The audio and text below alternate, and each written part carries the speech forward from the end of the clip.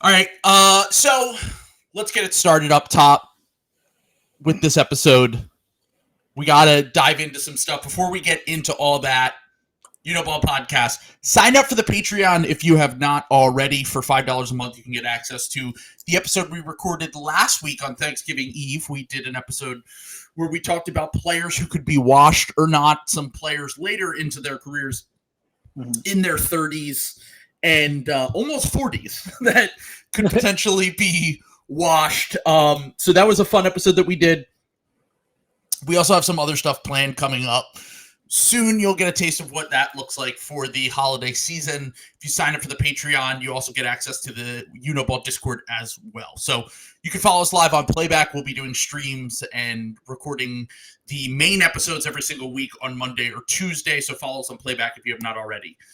But we do have some important news that we need to get up top involving a young star point guard in the NBA, about 6'8", 6'9".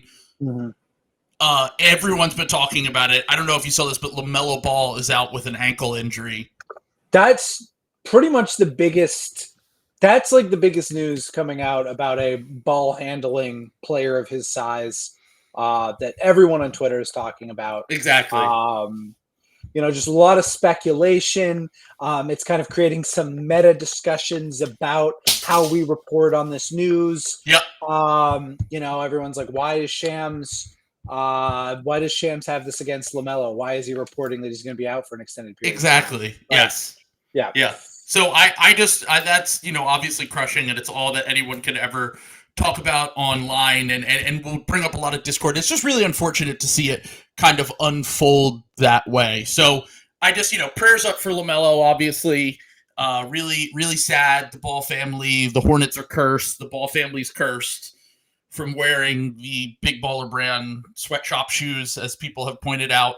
And it's really unfortunate that they have to go through this once again. But before we actually get into anything else, a basketball game was played last night between the Philadelphia 76ers and the Lakers, which was the worst loss of LeBron James' NBA career. 21 years. Let's go.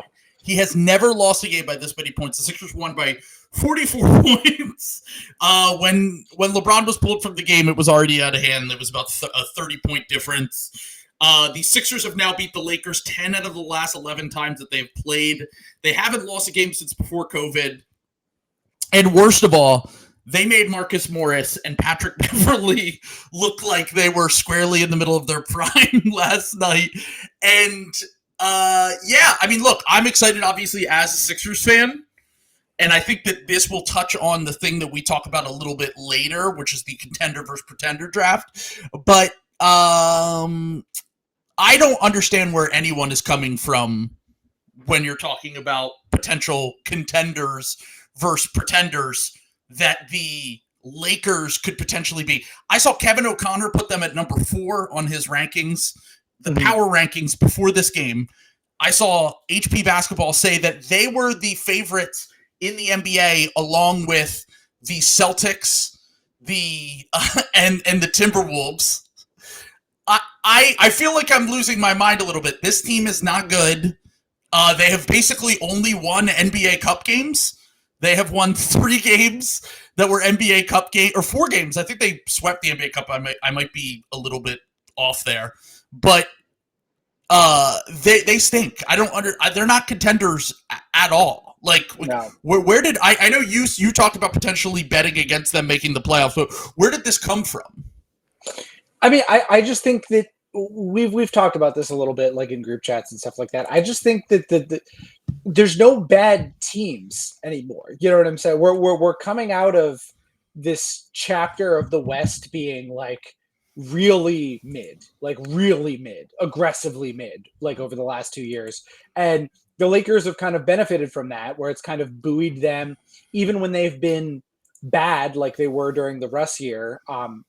They kind of pulled it together with some of these other guys that they got at the trade deadline, but they were able to get to the conference finals on the back of a really beneficial matchup in a Grizzlies team that was missing a center that we now know when the Grizzlies are missing a center, it's when they're missing Steven Adams, they're pretty bad. And also, then, Jared Jackson Jr. is just like the worst player of all time now. Like, yes. What happened?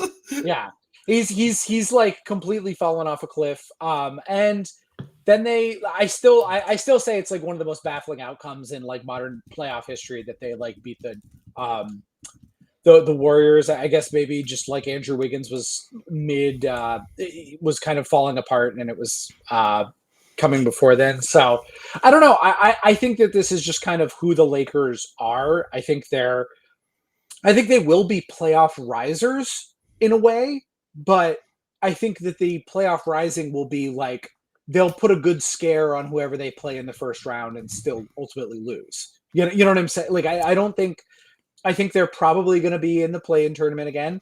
And I just think that there's a lot of West teams that are like just clearly better. Like there's just not enough spots like in the West. And I just don't think that they're that much better. Like I think the Warriors are going to be better.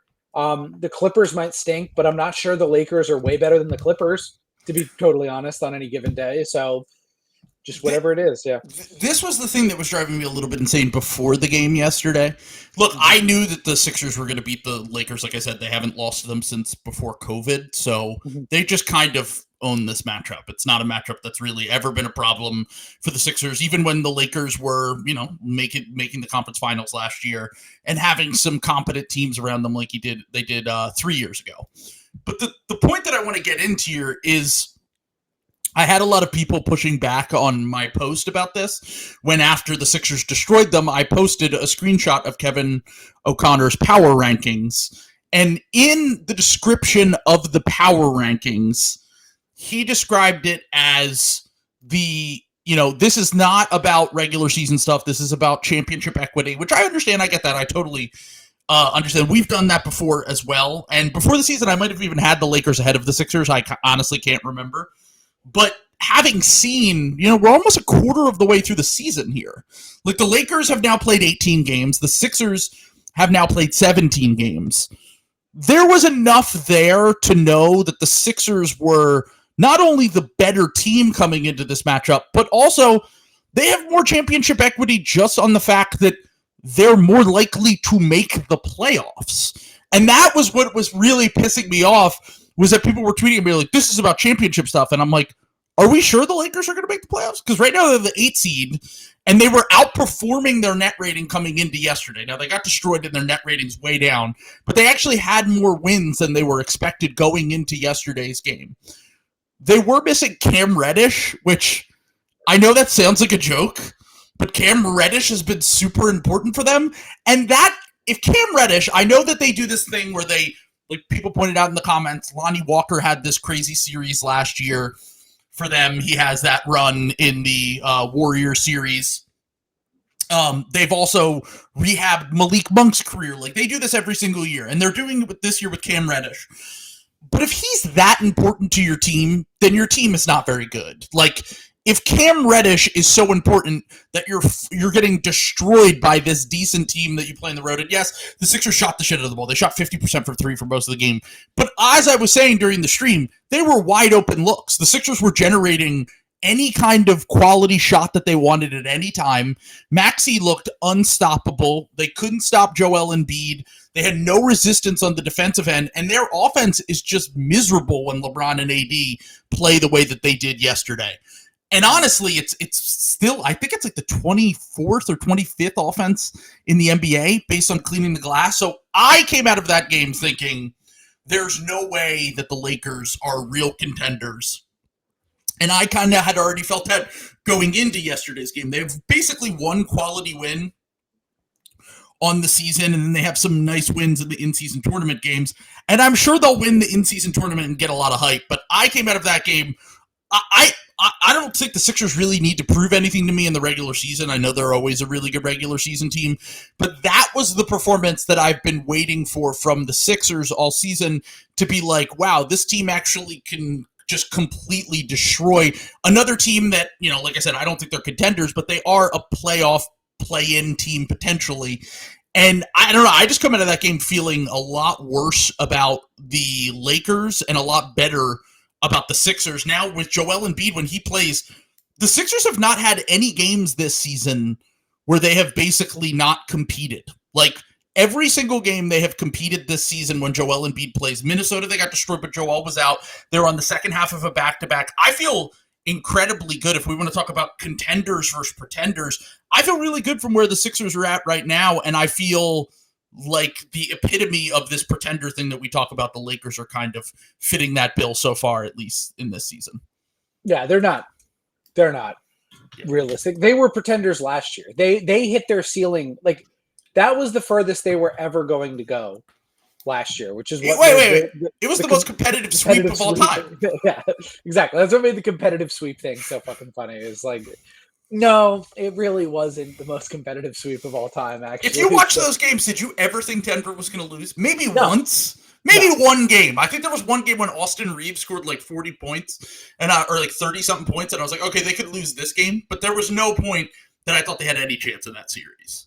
Yeah. So it's really like they're just not good, and I think that there is something. I do think they're a better playoff team than they are a regular season team for like the obvious reasons that they're old and thin, and LeBron James is probably the greatest player of all time, if not second best, and he just has that. Even at his old man age, he still can dig into the bag and kind of just will them to some sort of win. But I don't really think that I don't really think that is going to be. I just don't see them, especially in this West. Like, I'm not even sure they're going to win a playoff series. I actually might bet against them winning a playoff series at this point. So. Well, you bet again. Did you actually put money on that when you said that a few weeks ago, or you were just? No, I don't bet anymore until we pick up a sponsor. Unless you want to sponsor Ball. I, of course, wholeheartly endorse all of our sponsors. Gambling is evil. Don't do it unless somebody.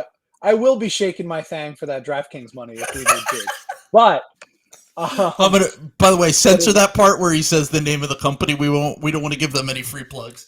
Yeah, no. Well, I'm saying gambling is evil. Don't do it. However, we will censor the name of the company when I say what gambling is evil, except for any companies that sponsor us because they're ethical. Exactly. Yeah. So, but yeah, I don't know. I think we got into a big argument in the. I'm of the opinion the West is pretty good this year. Also, I think the East is a little bit of a paper tiger. This year versus the West. I know the records are essentially the same, and everyone was throwing all these stats at me.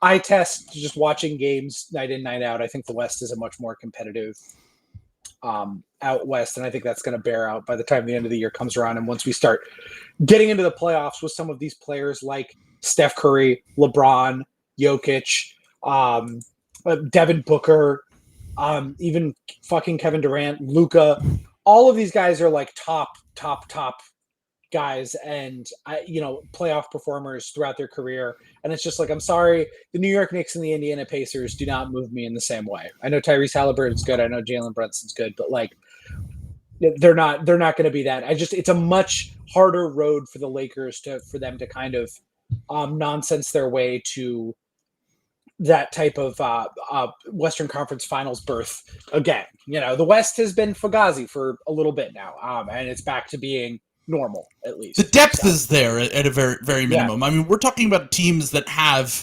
top-end talent. Like the Lakers could miss, the Pelicans could miss, the Warriors could miss. There's plenty of teams that we will discuss during the pretender section that could potentially miss out on the playoffs this year. And I think that while the East has gotten some nice young teams on the rise, I still need to see what that really looks like in the playoffs.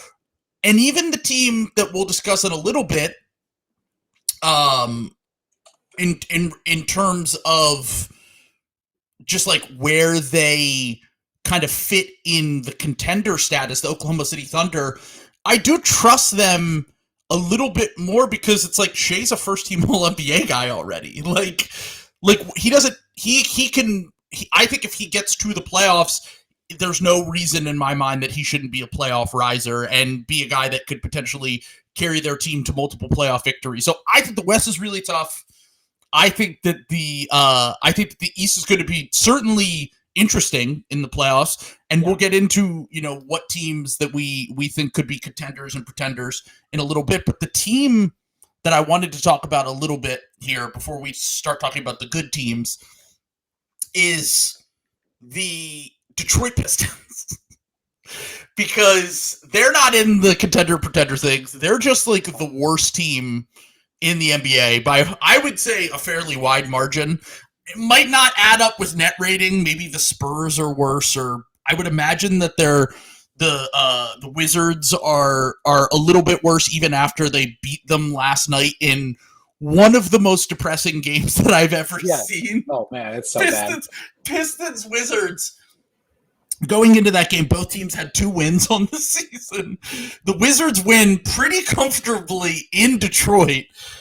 And we've talked a little bit about the Pistons, but I thought their rock bottom was like 2 weeks ago. Now we're going on. I think you could get me. I might be wrong here, but I think they've lost 14 in a row. They're 2-15 on the season. They look completely directionless. And this stat blew my mind from Joseph Casciaro of Pound the Rock, one of my favorite NBA podcasts. If you don't listen to it, you should go listen to it. One of the most mind-blowing things to me is the fact that they have now lost during the 5-year playoff drought that the process Sixers went through. They actually won more games than the Detroit Pistons have during this rebuild era. The Pistons are currently worse than the process Sixers, who one time won 10 games in a season. Oh man. And as he points out in this article that he wrote for The Score, the Pistons over the last 5 years have won 25% of their games. The Sixers won 26% of their games during the process years. And during Joel Embiid's 1 year that he played, so people forget this because Joel actually played one season before Ben played and the team got serious and won 50 games, and they had Ben Simmons and Joel Embiid and JJ Redick, and they were like a normal, good NBA team. The year before that, Joel played in just about 30 games that season. And Joel, the second best player on that team was Robert Covington. It was like TJ McConnell, Robert Covington, an incredibly undeveloped Jeremy Grant, a young Dario Saric. The team was not good at all. And during that season, when Joel Embiid played, they were 13-18. With Cade Cunningham playing for the Pistons, they are currently 25-26. Which is significantly, I'm sorry, 25-66. I apologize. Which is obviously significantly worse. And it gets us to this conversation that we've been talking about with the Pistons and their lack of developed talent, but also the young players on the team, one, not really fitting together, one, none of them standing above the rest, and three, everything being built around Cade and this idea that Cade could be, a superstar level player.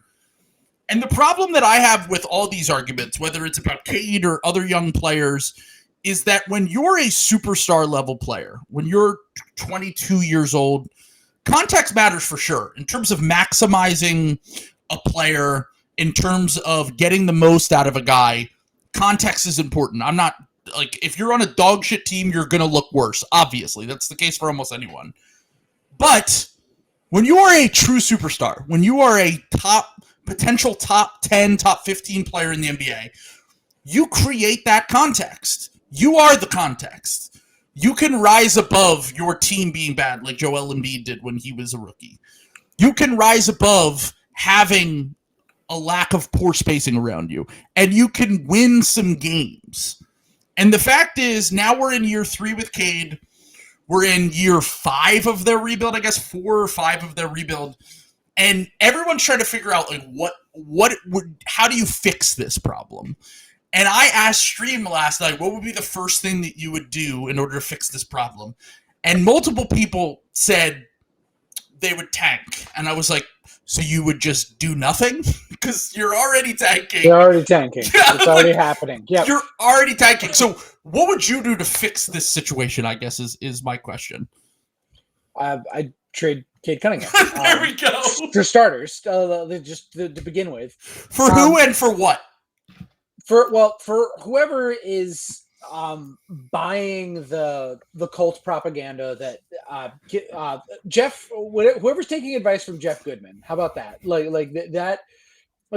Jeff Goodman said last night that he felt bad for Cade. Do you want to know something? This is an interesting stat I just pulled up. The difference between the VORP for Cade Cunningham and Killian Hayes, okay, right now is 0.5. It's 0.5 of a VORP, okay? Your VORP. The VORP. The difference between 0.5 of Killian to the up above that is Derek White, Devin Booker, guys of that caliber.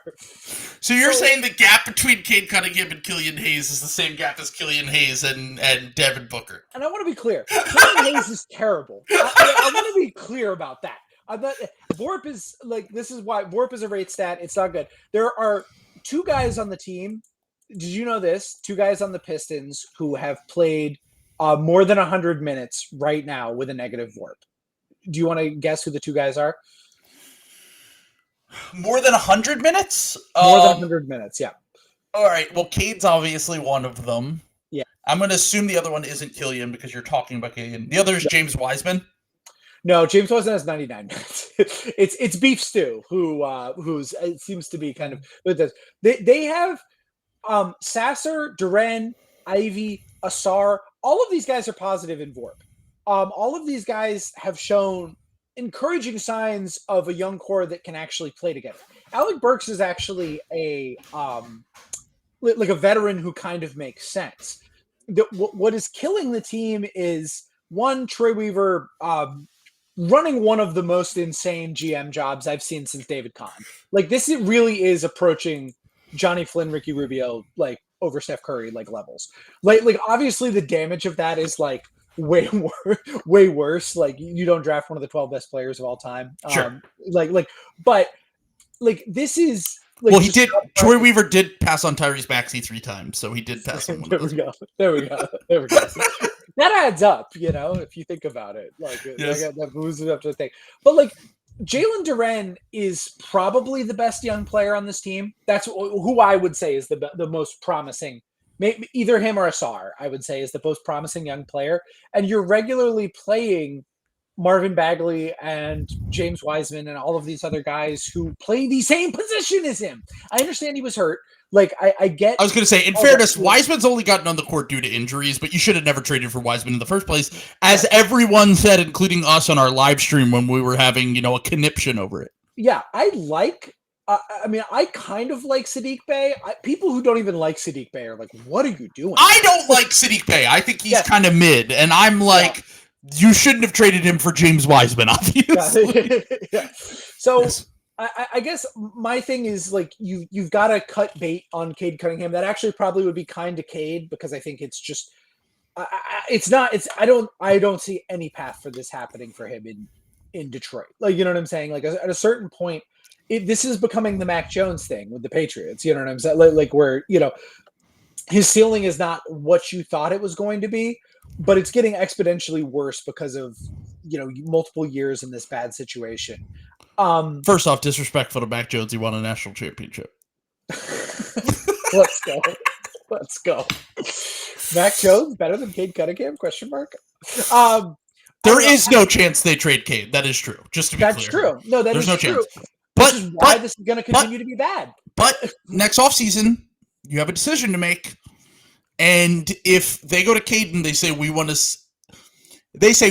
you to prove that you're a max level player, do you think Cade's agent is going to be excited about that? No. Do you think Cade is going to be excited about that? No. And even if it's fair, even if it's fair to say, hey, we need to see a full year of you producing at a level that is not analytically one of the worst we've seen in terms of he's the worst offensive engine in the NBA other than Jordan Poole right now. Like it's those two are the two worst offensive engines. And by the way, they just lost to Jordan Poole's team last night. Yeah. And the thing that I come out of all of this thinking is like, they're not going to trade Cade. If I were running the team, I would seriously consider it only due to the fact that there's really no, I don't believe in Cade having any sort of superstar upside. I never have. That's always been my thing. But more importantly, I think that there could potentially be a real market for him before teams kind of catch on to the fact that he's not the player that people thought he was going to be coming out. Having said that, in an improved context, do I think that eventually he can get to the point where he can contribute to a winning team? Sure, maybe. Maybe if the shot comes around and some things work out, he still has good feel, he's still a good passer, whatever, blah, blah, blah. As we talked about before, the expectations and the context need to be changed. I've talked a little bit about Jaden Ivey. I know that I'm higher on Jaden Ivey than you are. I just like kind of what I've seen from him as like an athletic De'Aaron Fox type guard. Per 36 this year, he's averaging 19, 5, and 4 on 62% true shooting. And in a small sample, very small sample, when Cade is not on the court, 117 minutes. Per 75, he's averaging 22 points, 6 assists on 65% true shooting. And the team's net rating is a 121.9, which would be one of the best in the NBA. Now, the defense is still a disaster. They're only a +5 on the net rating in that small sample of minutes.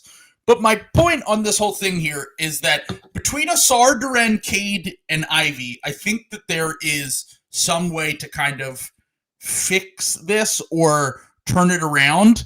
And it's probably going to obviously involve firing Troy Weaver, who has absolutely no idea what he's doing. But I'm not following the draft next year. Right now, like, I just don't really care. I said this. I also looked it up. I looked at the mock draft for it, and the guy that plays for the G League Ignite, Ron something, I can't even remember his name. Ron DeSantis, 5'7" king, Ron DeSantis, joining the NBA finally. He hoops in boots. It's got sugar, man. Not eating that.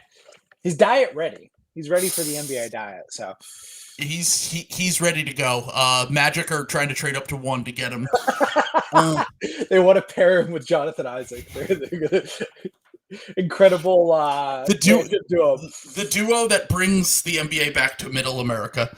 Yeah, they're gonna be banning books in the pick and roll. It's gonna be incredible. Let's go. Ron Holland is his name. I just looked it up. So Ron Holland, I clicked on his page, and he was one of his comps on this mock draft I was reading was Shawn Marion. And don't get me wrong, Shawn Marion had a great career, won a championship, was a very key player on multiple good playoff teams. Made like 3 all-star teams, I think, multiple all-defensive teams. This is not Matrix slander. But if I have the first pick in the draft, that I said this, that's like a 7th pick in the draft ass comp. If I get Shawn Marion with the 3rd pick, I'm fucking like the upside is Shawn Marion with the 3rd, 4th, 5th, whatever. I'm fucking thrilled. The number 1 overall pick. Wasn't Shawn Marion in like a really bad draft though? If I remember correctly, someone is saying he would have gone first in his draft. If we did a redraft. Yeah. I feel like he was in a bad draft. But anyway, what it makes me think about is the Kenyon Martin draft. You know what I'm saying? Like that was the worst of all time. But yes. But regardless, his upside comp was Shawn Marion, and that's not what the Pistons need. The Pistons need a potential offensive engine because right now, Cade's not an offensive engine. Ivy might have potential to be like a De'Aaron Fox kind of flawed initiator, but is talented enough that you can make a system work around him. Mm-hmm. By the way, 99. I think Manu would have gone first in that draft in a redraft. By the way, Manu was also in that. Yeah, I forgot. But to be fair, Manu was never in consideration because of the weird international laws. There was a pretty solid amount of all-stars and like not great guys, but there was Elton Brand, Steve Francis, Baron Davis, Wally Serbiak, Rip Hamilton, Ron Artest, Kirilenko. Like those are all like there's no star, but those are all really good Very players. quality, sure. Yes, yeah. We're seeing now, and obviously Cade Cunningham's way worse than Shawn Marion was, though. If you don't hit on the number one pick in the draft and get a superstar player, it can fuck your franchise up. That's my point here, is that the next draft might not have that guy. And it feels like while they have a bunch of talent, nothing really fits. And I have predicted that I think they're going to make a panic trade sometime in the next 2 months, maybe just before the deadline. I don't know. I think they're going to make a panic trade and they're going to trade away Jaden Ivey, who has kind of fallen out of favor a little bit, with like Joe Harris and James Wiseman's salary. And the two guys I think that they could potentially target are Zach LaVine and Pascal Siakam. And I think that that would be a grave mistake because you're just doubling down on a roster of really talented players that just don't fit together, no true superstar, just getting an all-star player in there to win 26 games maybe and fuck up your draft pick in the process doesn't make any sense to me. I think the only thing they could do is try to stay the course, hope that there is a guy in the next draft, or they can, I don't know, maybe get lucky and trade the pick along with, I don't even think they can trade the pick. By the way, I don't know if you know this, but the pick that they traded for Isaiah Stewart, because they didn't have the Isaiah Stewart pick, the pick they traded, like, fucked up trading all of their future picks until, like, someone can correct me in the comments if I'm wrong here. I think it's 2026, 2025, 2026, so Troy, like lottery protected in perpetuity, basically, or something like that. And Tom, the Pistons fan who follows the podcast, pointed this out, that they basically aren't going to get out of the lottery, so that pick will just never convey. But they traded it for, and it's 2027. They traded it on the 2020 draft night and protected it until 2027. And that trade might actually end up saving them in the long term. Because they can't trade any future picks unless they remove the protections, which would be a disaster. So my whole thing on this is like they kind of saved themselves with one move in order to protect themselves from fucking up their future even further down the road. I just think they've got to get rid of Cade. Honestly, I don't think the panic trade, the bad thing about the panic trade would be that you're locking yourself into Cade, but I think if you get a guy who has the, I guess, aura, the je ne sais quoi to push Cade off the ball, I think that actually could make the team a lot better. Yes. Like, probably, like... and for Cade's development, too. Yes. So he's just overtasked right now. Like, I think if you're trading Jaden Ivey... I'm a little skeptical about Jaden Ivey's future as, like, a all-star caliber player. You know what I'm saying? Like, I think he might top out at, like, a good starter. In my estimation. So if you're someone who feels like the way I do about that and you're trading Jaden Ivey for that, the thing that would fuck you up there, though, is, again, your picks. You know what I'm saying? And you're not... I think the other thing that they're kind of fucked on here is that, like, there's not really a cycle of, like, good and bad teams anymore. Like, everyone's just kind of getting better. Yeah. And they're one of the only teams that's, like, really fucked up. How do you break through that? You need someone to sell at the right time, the perfect opportunity. And, like, Pascal Siakam's a really good player.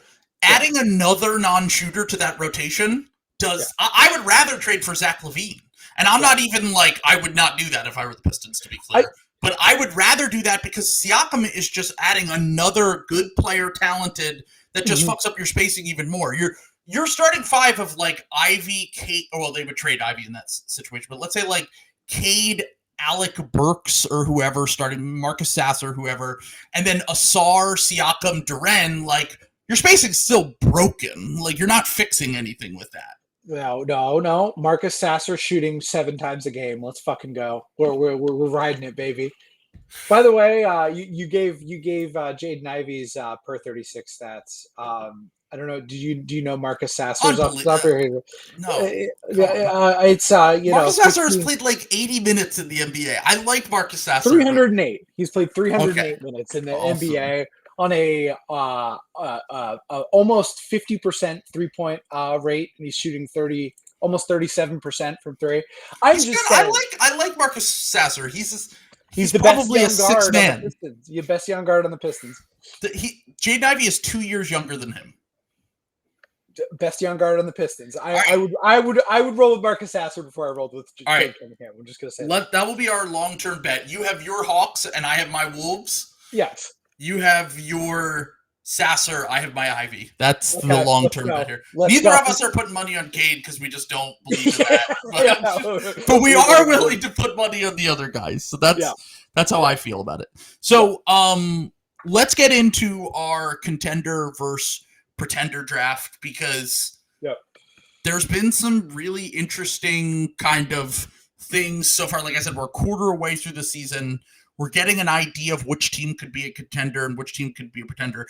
I want to let you go first, because I think I want to know who you think is like the top contender in the NBA right now. And what we're going to talk about when we talk about this is we're going to you do a contender pick, I do a contender pick, then you do a pretender pick, I do a pretender pick, back to contenders. So we're going to do the contender versus pretender draft. So essentially, we'll talk about teams that we think are legit, and then teams that we think are a bit fugazi and are not actually, and why they are not actually contenders, even if people think that they could potentially be. So, are you ready for this? Yeah. I'm about to blow your mind. Your number one contender. My number one contender in the NBA. I'm picking the Minnesota Timberwolves.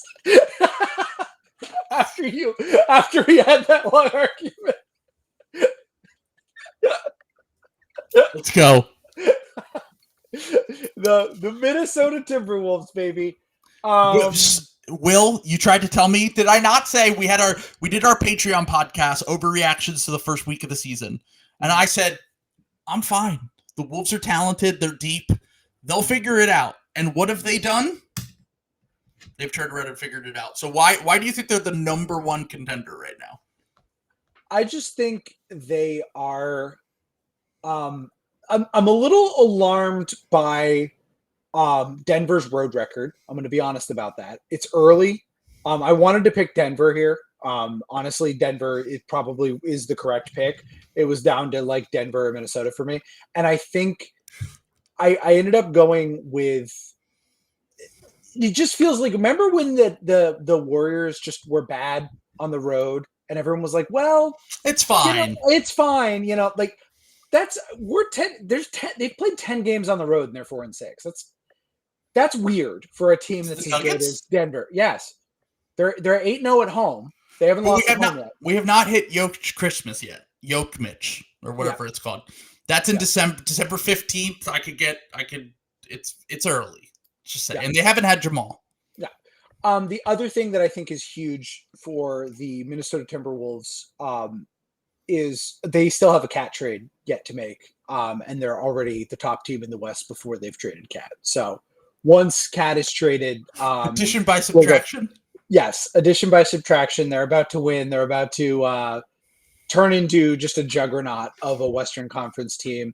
Rudy is probably the Defensive Player of the Year, which it really hurts my heart to say because I really hate all the Rudy. Rudy's the best defender in the NBA. All the Kevin O'Connor drivel about that, but. What can I say? He's been really good this year. He's been really good this year. He's been really good, and they've actually had bad shooting luck when he's on the court. I think they've technically had a better defensive rating when he's been on the bench. But if you equalize that with the shooting luck that teams have had, they've actually their defense could get even better than it currently is what I'm trying to say here. Because currently they are sitting at I believe they have the number one. Oh no, they have the number. They have the number 3 defense in the NBA. Do you know who has the number 1 defense in the NBA? The number 1 defense in the NBA? Don't click on it. Okay. Just is it the Knicks? Take a guess. It's not the Knicks. The Knicks are 7th or 8th. Oh, really? Yeah. I bet Houston's up there. Houston is currently number 1 in defense. That's insane. I thought they would be 9. Cleaning the Glass has them at number 1. I mean, look, did they get some shooting luck? Yes. We talked about the shooting luck on some of our stat episode that we did. They've also got the Ime Udoka fascism in it already installed with this team. And number 2 is Orlando. Number 3 is Minnesota. I think Minnesota, when McDaniels gets healthy and some of the shooting stuff with Gobert normalizes when he's in the court, has potential to be the best defense in the NBA. Which, look, if you have the best defense in the NBA, even if when we get to the playoffs, some of those things have proven to be a problem with Rudy teams in the past, their perimeter defense is a lot better than those Jazz teams. Those Jazz teams were always built around Rudy's offensive weaknesses. They always had to have Mike Conley, Donovan Mitchell, Bojan Bogdanovic, Joe Ingles, like guys that could handle the ball, shoot the ball, create. And now they are building a team of two-way players around Rudy, and it's proving to be really successful. And Anthony Edwards, if this shooting thing from Anthony Edwards is real, then he's just like potential top 5 player in the NBA. Now, look, I think it's going to regress a little bit. Do you know what he's shooting on long twos to start the season? I'm going to guess it's got to be like, 51 or something like 55% that? 55% on long twos. Jesus Christ. And this is a guy that shot in the 30s last year. So even if that regresses a little bit, I think it will still be somewhere in the 40s. And that's with the level that he can score and defend on the ball on the other end, that's a really, really, really good player. Like, that's like a top 15, 20 player in the NBA. And they certainly have the talent. They have the depth. I'm not there yet, but if we're in February and they still are one of the top seeds and have one of the best net ratings and the defense is number 1 and Ant shooting hasn't regressed to the point where he's like a high 30s mid-range shooter and he's more on those long twos, he's shooting in the 40s or 50s, then I'm willing to buy them as a legit championship contender. I always liked them. I think I had them as my 2 or my 3 seed in our standings before the season, and I always liked them as a regular season team more than I liked them as a playoff team. But we saw Ant last year in the playoffs, and it's part of the reason why, even though I love LaMelo and Maxey and Halliburton and all those guys, I've seen Ant do it in a playoff series, even if it was only 5 games. I've seen him average over 30 points a game very efficiently. Are we sure the Wolves weren't the second best team in the West last year? House. Cal, turn the TikTok camera on. Are we sure? Cal, I'm going to the game with COVID tonight, Cal. Nobody's stopping me. I'm going to see Jokic. Oh, he's not on the bench. All right, I'm still going to do a super spreader event. Let's go. Let's go, House.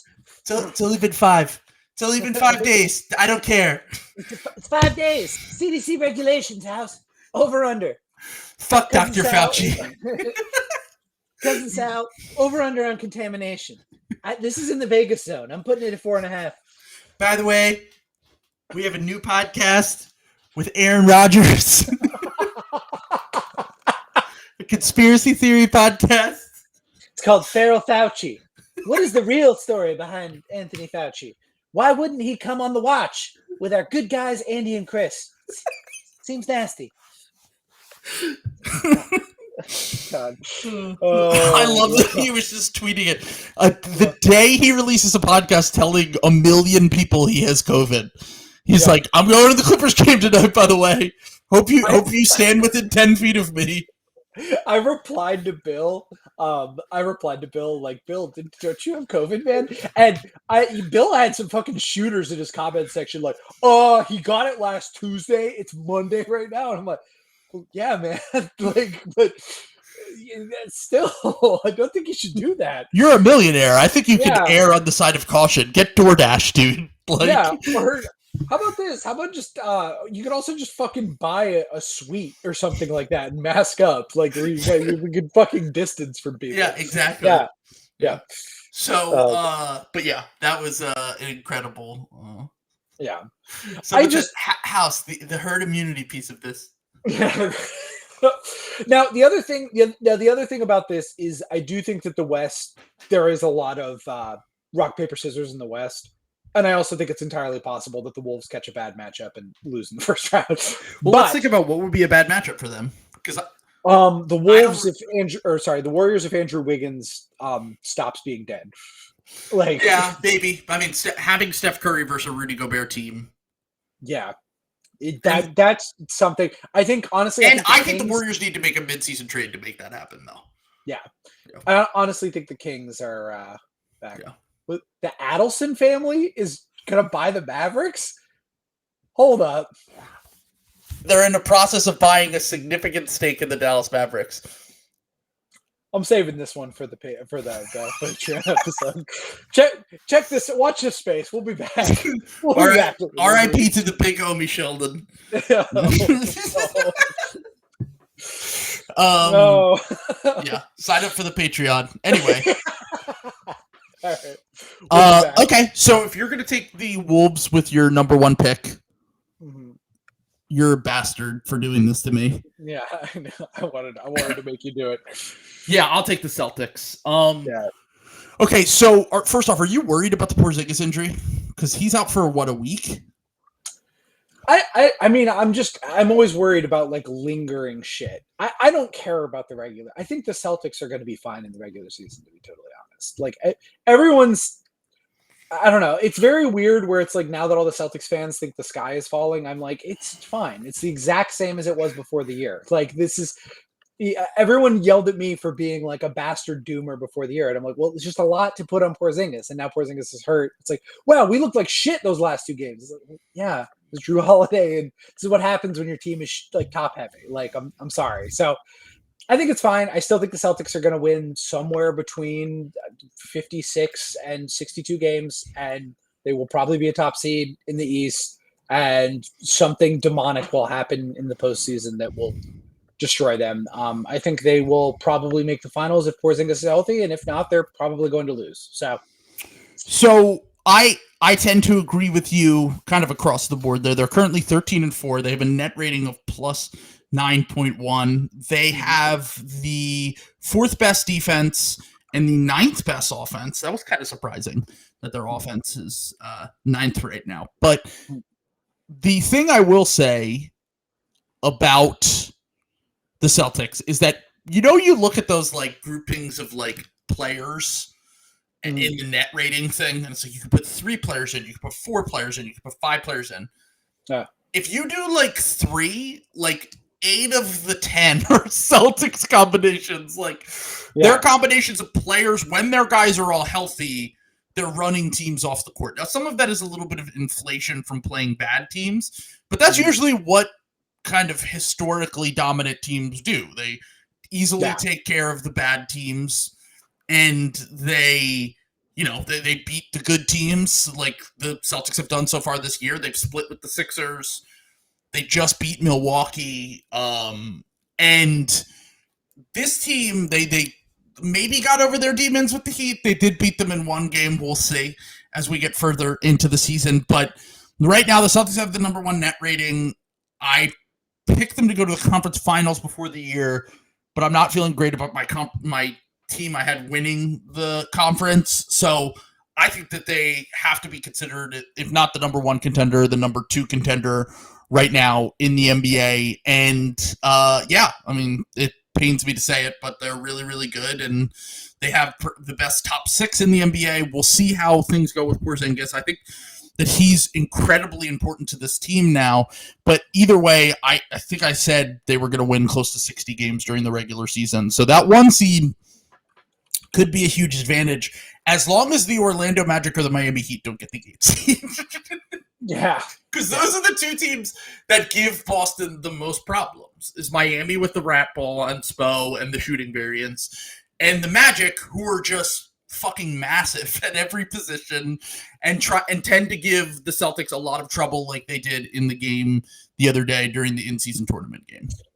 They have big rat mode players. Mo Wagner, like unironically, is like a rat mode like guy. He's big and physical. He's not good. He's not like particularly good, but he looked like a fucking all-star in that Celtics game because he's just big and gets into guys. Jimmy Butler does that. Like there's an archetype there. Andrew Wiggins was rat moding his way to one of his greatest series of all time. Like this is it's one of those things where it's like, again, why I can't really take the Bucks that seriously is that a Celtics threat because they just don't have that. Like even when Chris Middleton is healthy, they don't have that. And I think they're going to have to play the Celtics at some point, and I just don't think that they're going to have it. Even the Sixers, when they have like Batum and like some of these, and Robert Covington, by the way, who had a really good game both against the Celtics when he was there for that other one. Like he's a like kind of a big guy who takes up a lot of space. Those are the teams that give the Celtics trouble. Those are the teams I'm looking out for. The Heat. I know you don't want to say the Sixers, so I'll say it for you. I think the Sixers have the potential to give them trouble. Like, someone asked in the comments, I thought that the Sixers had the number 1 net rating, and that actually was true last night on Cleaning the Glass, but I guess the Boston Media Mafia got to them because today it corrected. And the Celtics are 1 with a 9.1 point differential. The Sixers are 2 with an 8.6 point differential, which, by the way, people might be saying that, and we'll get into the Sixers at some point during this, people might be saying that it is Fugazi. Their best net rating before this year, they have an 8.6 net rating right now. Their best net rating during the Joel Embiid era was a 5.2. So this is the team's net rating, at least so far, to start the season, has been better than previous years combined. So having said all this, I've been saying it all year. The Sixers are a legitimate threat. Like we'll get to them. We'll get to them, but I want to get into the pretenders now. So do you want to go first with the pretenders because you went first with the contenders? Yes. Okay. I'd love to. So who is your pretender, number 1 pretender this year? Team that people might think have a chance to win the championship or multiple playoff series that you're just not buying at all? My number 1 pretender in the NBA is the Oklahoma City Thunder. Whoa! Okay, I'm surprised by that because I had them on my contenders list. Okay. Well, by the way, we do need to talk about some big news coming out of Oklahoma City. I don't know if you saw this, but Shea is number 2 on Basketball Reference MVP tracker. Mm-hmm. Could it be? That's what, and everyone keeps talking about it. Everyone, I don't know what other Oklahoma City ball handling news you want to be paying attention to today. So other than Shea Alexander's thing. So here's why I say this. Okay. I'm not saying Oklahoma City isn't good. I actually think Oklahoma City is probably going to finish with a top 3 seed in the West, the way things are looking right now. I think Chet is very legit. I think SGA is very legit. What I don't think is legit is being a first-time playoff team this time. I just do not like this is I'm just boomering right now. This is me. Ball don't stop. Shooting from the hip right here. I don't take the Oklahoma City Thunder serious as like a serious threat to win the Western Conference. Because I simply you've got to get your reps in, man. Like I think that there are a lot of teams that are pretty battle hardened in the West. I think they're very talented. I think there's a lot of problems with this team that are going to get exposed in a 16-game series. I don't think you can have Lou Dort on your team in a 16-game series. I don't think you can have Chet Holmgren as your only big when teams are going out of series now. Sorry, changed the rules. 16-game when you got to win 16 games. 16-game player. I actually am petitioning the league office to change it to 16-game series. We're just like a month-long series. We would have never lost to the Heat. I would love that.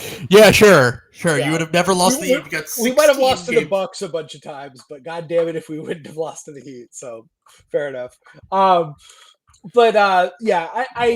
just don't think I think people are getting way ahead out of their skis. And they look really good. And look, Chet is legit. They just don't, especially without a trade in between now and then. I just do not think they have the personnel to stand up under scouting scrutiny, to do what needs to be done when the pace slows down. And I just don't think they have enough shooting, quite frankly, to do what you need to do in the modern NBA playoffs to win a series. So the thing about that is, like, I do agree with you. I think they can. It's up to them. Is my thing with the Thunder. Mm-hmm. Do you want to keep being babies and pretending that Shea isn't an MVP candidate, and also that Chet Holmgren isn't one of the best rookies we've seen in the last 20 years? a potential all-star as a rookie. In a Western Conference that is like I said, it's deep, but I don't think it's like there's an unbeatable team. I think that they need to fucking step up and make a trade at the deadline to get 2 more legit rotation players or 1 more legit rotation player. Because when you get down to the playoffs, it's going to come down to like who has the best 8 guys. And the Thunder have a ton of draft capital. They have tradable salaries. They can do it this year if they want to, but Sam Presti needs to speed the time up a little bit, the timeline up a little bit, because Shai Gilgeous-Alexander is probably not going to be with the Thunder until he's 34. And I think that capitalizing on this year, this is his prime. And honestly, like I would be really disheartened if I were a Thunder fan and they were treating it like it was the 16-17 Sixers instead of the 17-18 Sixers who won 50 games and were a top seed in the conference. Make aggressive moves. Make sure Chet's healthy, of course. Yes, that's important. Make sure that all your guys are healthy by the deadline and make a move that puts you in that conversation. Because, look, Isaiah Joe shot like shit the other day for them, but I think he could be a bench player for them in the playoffs. Cason Wallace, I think, can still play in the playoffs. It's not that I don't believe that playoff experience is real, as people are saying in the comments. I think it's overrated, is all I'll say. I think it is absolutely real that you have to get your reps in and you have to get, like, there's basically never been a team that's been young enough and come out of nowhere. The Warriors lost the year before to the Spurs in that really competitive series. Maybe that's this year for them. But on the off chance that Jokic isn't 100% or there just isn't really a second team, Minnesota gets exposed in the playoffs, I think you need to put everything in place and stop playing fucking meme players. And like stop prioritizing Zhang's development or Davis Bertans playing in your rotation like you did during the other day, and get some real fucking players to end that rotation so that you can compete in the playoffs. We've seen what that does. Look what happened to the Grizzlies. You were too cute, like playing your fun little guys and being like, "Ooh, Zaire, like that's gonna be our guy," like, and you just didn't. Now look, I'm not gonna hold it against them not trading with Masai, like, you know, he wasn't being realistic, but there were other guys they could have gotten. So like, imagine they had offered 4 first-round picks for OG Anunoby and they actually did that trade. The Grizzlies wouldn't have their pick, and we have no idea. This was before all the Jaw stuff got crazy, but like the Raptors could have 4 first-round picks from the Grizzlies right now. It would be very funny because OG would have finally gotten what he wanted. Like he would be the best guy on a 15-win team. Yeah, he would have had the ball Bane running the show. Yeah. But yeah, I guess my thing is like, they're just not going to have enough guys. And like, I just don't think OKC has like enough like quality guys. Like you can't have bad Jalen Williams like as your backup big, like in a playoff series. Like realistically, honestly, that's a problem I'm concerned about with the Celtics. Is that I don't know if you want Luke Cornett playing in playoff minutes for you, like, so just that's something that is, I just don't think. I think the Oklahoma City, I think they're a great story. I think they're going to be a really fun team. I think there's a pretty good chance they could really put a scare on or even beat some of these more legit teams, some of these teams that I might list as contenders later on. But I don't think there's any chance of them winning the West. I don't think they're doing that. Like, I just 3 playoff series is too much, too soon. Yeah. And especially with the roster they did. Maybe, like you said, maybe if they trade for somebody realistic, but I just don't think that's just not how teams operate. Like Sam Presti has the most job security of anyone in the NBA. Maybe Pat Riley has more, but like probably not. He's probably him. Like, so apparently there's nothing he can do to lose his job. Anyway. So yeah, if he's not going to do it now, if he's not going to make the trade now to kind of change things around, I don't know. Yeah, I don't know what's going to happen. Yeah. So I think that's fair. I think that they should be more aggressive at the deadline and make real trades, but we'll see. Maybe he'll prove to be right in the long term here. Yeah. So I think the bigger problem is that the trade they were going to make is suddenly not viable. Let's just say that. So that's fair. Yeah. Yeah. We had to cancel a podcast over this. So back to your contender list, because you are next. I just drafted my pretender. Oh, No, I didn't draft my pretender. Yeah, I was going to say, no, I thought wait, did I stroke out for a second? What happened? I have a pretender here that maybe people don't consider them a real, we already talked about the Lakers, so I don't want to take them. Yep. But the other team in LA, Clippers, that performance last night, after they were finally getting kind of their footing, and it was like, all right, they beat some bad teams. They played Dallas the other night, and they ended up beating Dallas, even though I'm not super impressed by Dallas in general. They're still a good team, and the Clippers handled them. They finally got a good win under their belt. They competed with Denver in Denver a few weeks ago, and I have never come away from a game last night. They lost to the Reggie Jackson, DeAndre Jordan-led Denver Nuggets.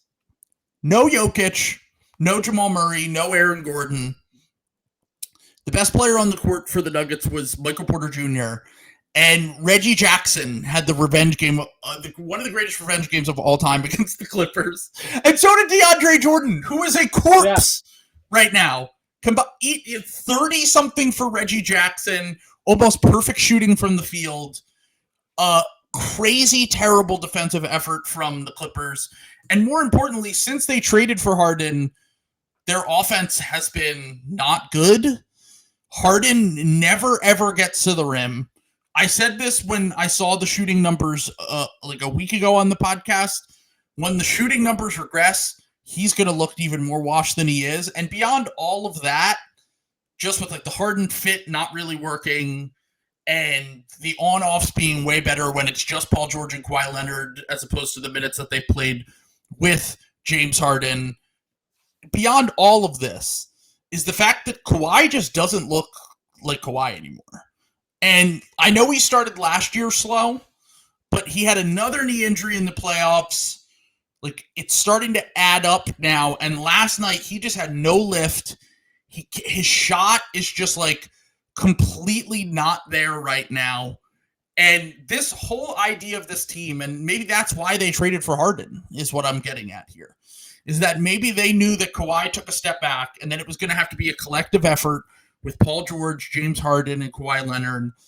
And they lost to the worst team that anyone could roll out there imaginable last night, with a bunch of young guys and a washed Justin Holiday and a washed DeAndre Jordan and a washed Reggie Jackson. And they got fucking embarrassed last night, dude. It was pathetic. Like, Harden looked so bad on defense, and their defense has been a strong suit since he's got there. Harden looks so bad on defense. He can't hit a shot from the field. Kawhi looks washed. Paul George is the best player on that team. And as we discussed, the West is too deep for them to lose games like that. Like, they're 7-10 now. Like, that's going to come back to bite them. And like, just when it felt like they were getting on track, I feel like I feel more confident that they'll miss the playoffs than I do with the Lakers at this point. Yeah, I mean, just history. They're healthy. Did we even mention that like they've been pretty healthy this year? That's pretty fucked up. Like, yeah, exactly. Yeah. Like if you're like this and you're healthy, I think they're Jover too. Yeah. That's probably a better pick than my Thunder pick, to be honest. Like, I didn't even really consider them. Didn't even consider them. So they're out of my mind. Yeah, they're exactly. I was kind of like out of my. I kind of forgot they exist. I just like all Clippers. They're just so depressing, man. Like, at least the Pistons have like some fun young players like that. They've got like the Clippers just have like the feeling of like like the couple who keeps like posting like Instagram pictures together, but they're like their faces are getting like more and more strained, and every time you're at a party with one of them together, they're like just drunk screaming on the roof, and everyone's like freaked out and going downstairs. That's it, and they've been like that for like 4 years, but they're still together. Like, that's very Bill Simmons analogy for me, but I think it holds up. So it is true. No, I do agree. They are honestly. First off, I've talked a little bit about Daryl Morey now being 3-0 in trades involving James Harden. Hasn't lost the James Harden trade yet. Yeah. If Daryl Morey is willing to trade you, it's reaching Celtics level of if Daryl Morey is willing to actually do a trade with you, even if he was forced a little bit by the owners. Mm-hmm. If Daryl Morey does a trade with you, they give up an unprotected pick in that trade. Like, that pick is going to have so much value. And then if you even consider beyond that, like, Batum has been better for the Sixers than Harden has been for the Clippers. Mm-hmm. And he was just like salary matching. Like, I mean, obviously getting off the PJ Tucker contract. And they got an unprotected swap from the Clippers in 27 and 29.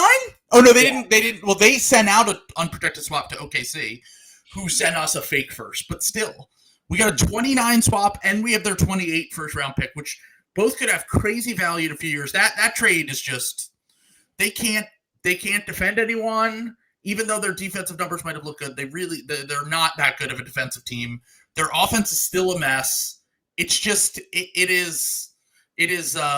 feels like a huge disaster. And I mean, if they had listened to Daryl Morey when Daryl Morey said, if you're not willing to trade us Terrence Mann, you should just trade Kawhi Leonard and Paul George, they might be better off right now if they had just listened to and just traded those two and just been like, fuck it didn't work out. So by the way, just a reminder here, James Harden's a free agent after the season, and he can't extend during the season, and he's going to want a max next offseason. And he's going to be 35 years old next year. Great job. So that's a disaster. So bad. I love that Daryl didn't want to do the trade. So Daryl didn't want to do the trade that is now turning out to be like a fucking fleecing. Yeah. Daryl, like, oh god, it's so funny that Daryl basically got picked up like a stray cat by the scruff of his neck and was like, "Do it!" Awesome. So back to you. Yeah. For the contenders, draft your next contender. Okay, we haven't done Denver yet, so I'll do Denver, and I'll quickly walk back up. Yeah, boring pick, but I'll walk back all the stuff I said. I am genuinely alarmed. I mean, I know Jamal Murray's hurt. I know there's like other stuff going on. Jamal Murray being hurt is not an excuse for being alarmed about Denver, by the way. That's the reason that they haven't won the title pretty much every year is because he's been hurt. And I get that the ACL is not like a injury-prone injury. It's a freak accident, yada, yada, yada, et cetera, et cetera. Being more inclined to injury after an injury is a realistic thing, though. It's not necessarily he's going to tear his ACL every time. So that's a problem for them. I think that's a genuine problem for them. That said, they have the best player in the world. They have one of the most insane home court advantages. Even though they're like fourth in the West right now, third in the West right now, something like that. They will probably still end up number one, especially with the crazy parity on the team. And I just think when you're the champ, it's really hard to fucking beat you. Even the Raptors, the year after they lost Kawhi and won the title, were still a 2 seed. You know what I'm saying? Like there really is some sort of like psychic boon to being a title defense person that kind of gives you a sort of unshakability and really makes a team earn it. Like a team's really got to be better than you to kind of dethrone you in the postseason. So I'm picking Denver. All the shit I just said about why I'm picking the Wolves over there. I mean, part of the reason I picked the Wolves is because I think the Wolves are a bad matchup for Denver. Before that, so yeah. So yeah, I certainly think that they're one of the best matchups for Denver from the other side. Like they have the size and the talent to at least give them problems, and we've seen that in the playoffs. They won a game and they competed in some others, and then in the regular season they beat them earlier this year. So look, Denver obviously just won that game without all of their best players. I'm even beyond the Jamal Murray being worried thing. Aaron Gordon has been terrible this year. Yep. Now, I'm more concerned with that, and I'm sure he'll be fine because he's just really good. And he's a perfect fit for what they need and blah, blah, blah. But I'm less concerned about Jamal Murray, like, getting healthy and being fine. And I'm more concerned about that because, like, we've talked about their depth and, like, their strength is their starting five being the best starting five in the NBA and having the best player. And as we move further away from that, I've joked about, like, Jamal Murray needs to prove it in the regular season, but, like, certainly not the best start before he did get injured for him to kind of have that in the regular season. But we've seen them do it in the playoffs before. They've been to a conference finals. They've won the title. I think that you still got to give them the benefit of the doubt, even if their resume right now isn't a championship level resume. I think that you got to give them, because they won the title last year, that they will certainly be one of the top contenders again this upcoming season. So Denver is a no-brainer to include because of Jokic, because of the fact that there's no teams in the West that I really love as playoff teams. And I think that they should probably get back to the conference finals at a minimum. But let's get into the next team, and you're going to make me do it again. I'm going to draft the Sixers. I think the Sixers this is the best team that they've had. I think I said this last year. This is the best team they've had during the Joel Embiid era. But the thing that was most encouraging to me coming out of that game last night was the way that they were using Tyrese Maxey. Because one of the things that I've really been worried about a little bit is Maxey's self-creation when we get to the playoffs, because he started the year really hot in that department, was hitting a ton of floaters and tough shots, creating separation on the perimeter, taking more pull-up threes, all that shit. Since then, since that 40-point or 50-point game that he had, he's kind of just fell back a little bit in terms of his efficiency from inside the arc. His scoring overall has dipped a little bit, but last night against the Lakers in that game that we talked about earlier is the fact that they were using him like he was Steph Curry in that game. They were running pin downs for him. The two-man game with him and Joel was unstoppable. He was able to get into the mid-range. He was able to get downhill and get to the line a ton, get to the rim. They used him off platform as a shooter a little bit. They were running actions for him where he ended up in the corner and he was shooting off movement. He was shooting off movement on the perimeter. I want them to use him more like he is a Steph Curry type because he has that elite speed and shooting ability. Now, look, he'll never be Steph Curry. The shooting is just another world with Steph and the release and all that shit. But if you could use him like he's a diet Steph Curry, that's the perfect kind of player that they've been missing in the playoffs alongside Joel Embiid. And, look, in late game situations, I'm still not crazy about their offense. And I actually have more concerns about their defense than I do about their offense, which is weird to say.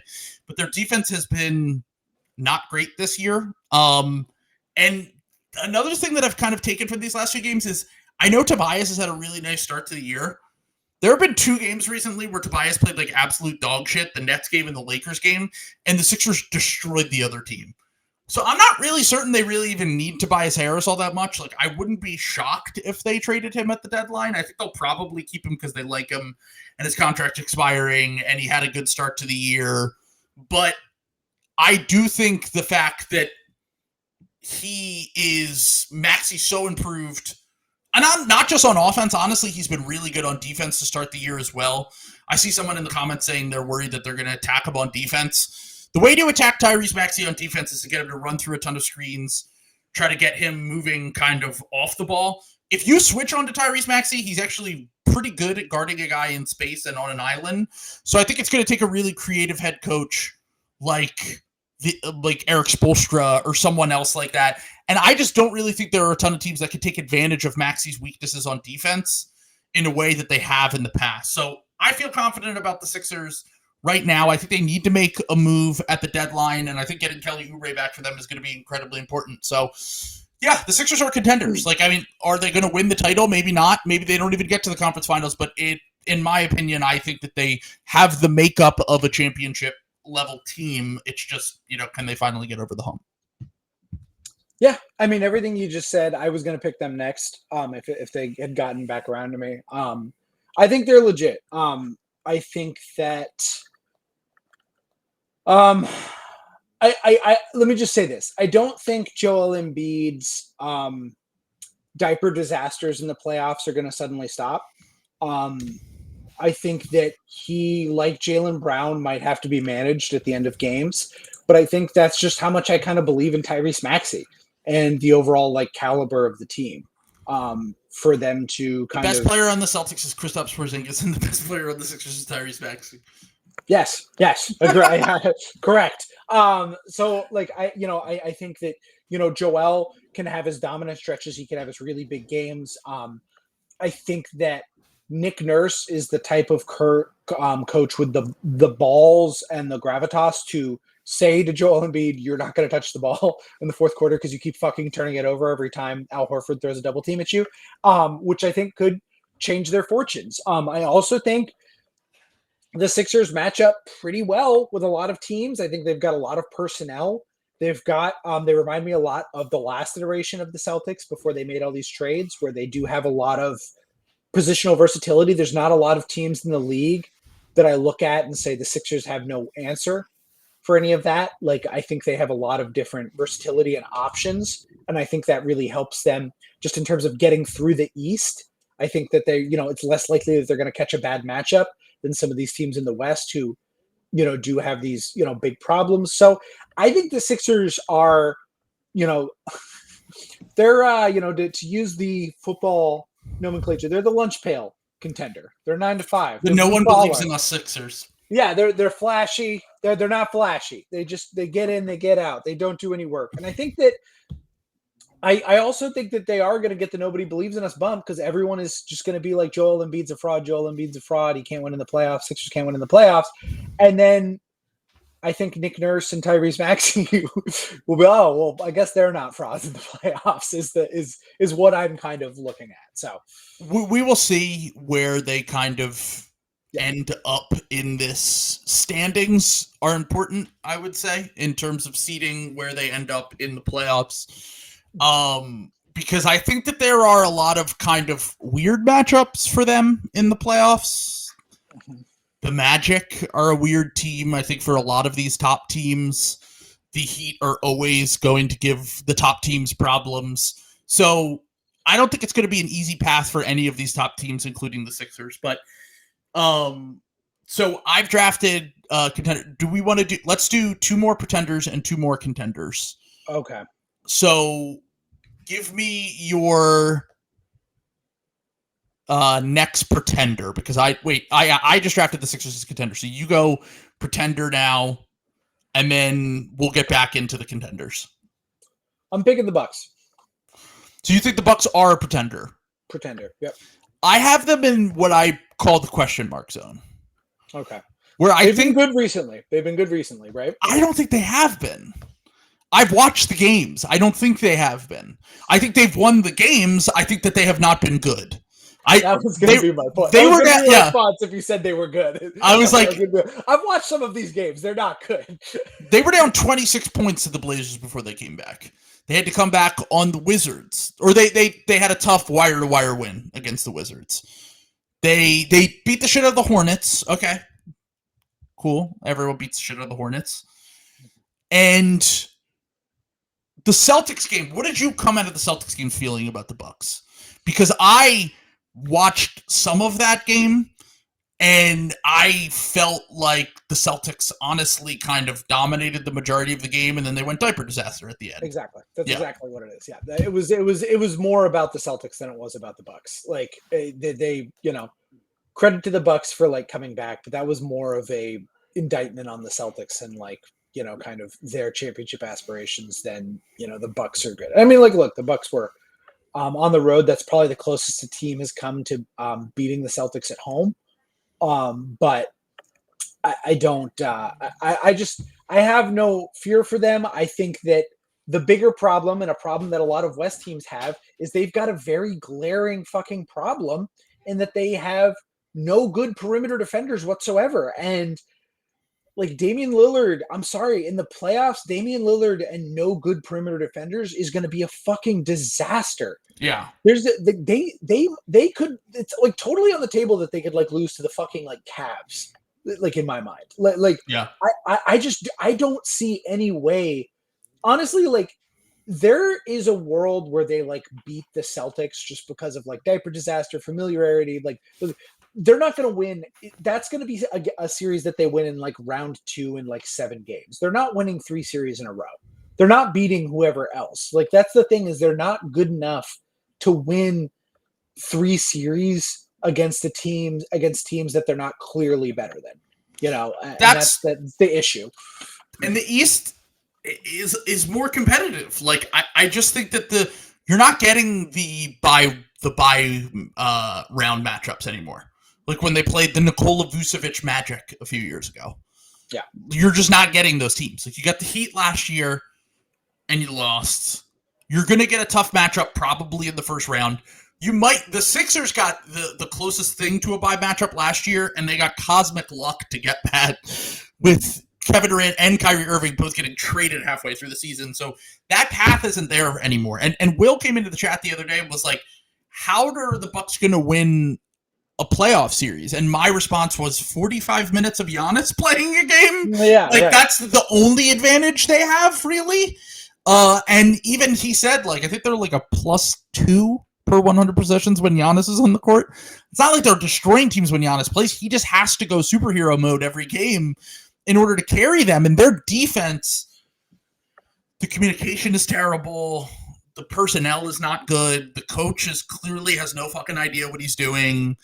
And it's a real problem for sure. I have that question mark because I still think that maybe they pull something out of their ass in terms of a trade at the deadline or a buyout guy that I'm not thinking of right now to get someone who's playable, because I mean maybe it's a slow start from Damian Lillard. He has started slow in the past, but Dame is having an all-time free throw rate season for a guard so far in terms of grifting, and his shooting has regressed from all over the court. So if the shooting regressing is part of his decline and he doesn't get to the line as much in the playoffs, we could go from is Dame a playoff riser to is Dame a playoff dropper, which honestly, as you get further in the playoffs, historically, his stats really have suffered. And I'm not sure that this marriage with him and Giannis is a perfect marriage on the court like I thought it was going to be when I picked them to make the finals before the year. So I have them in the question mark zone.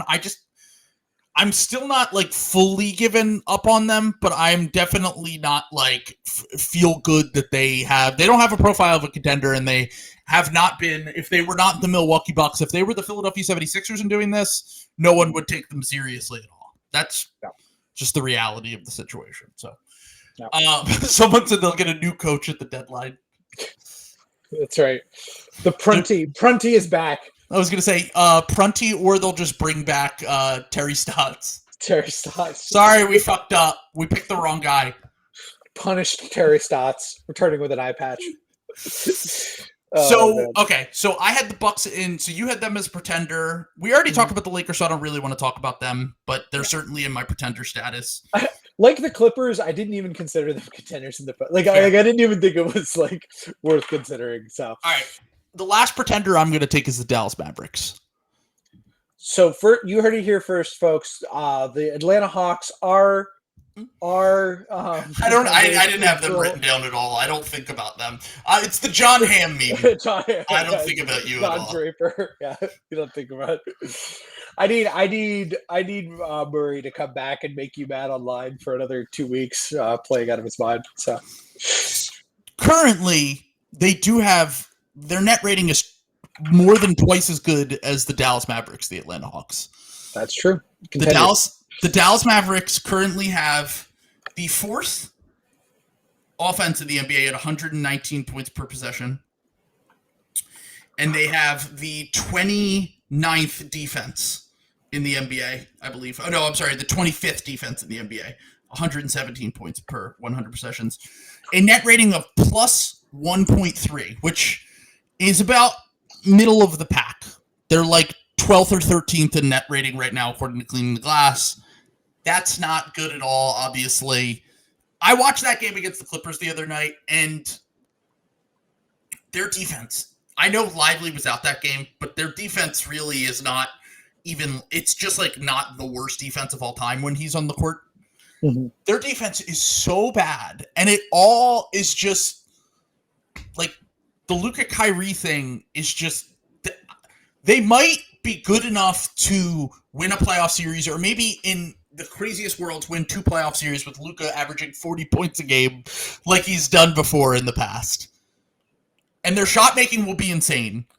But like, I just can't see a team with this defense doing this deep into the playoffs and winning a championship. It's just even with a player that is capable of being the best player in a championship team like Luka, the Kyrie Luka fit in defensively in the playoffs, they don't have enough to really make up for that around him. They have a ton of youth and inexperience on the roster right now, and they're just like, Luka's defense is so bad, and no one really ever talks about it because he's so good on offense, but like, he does not give a shit at all, especially during the regular season. And we had this argument, I think we did a Luka versus Embiid argument during the offseason, like which player would you rather have?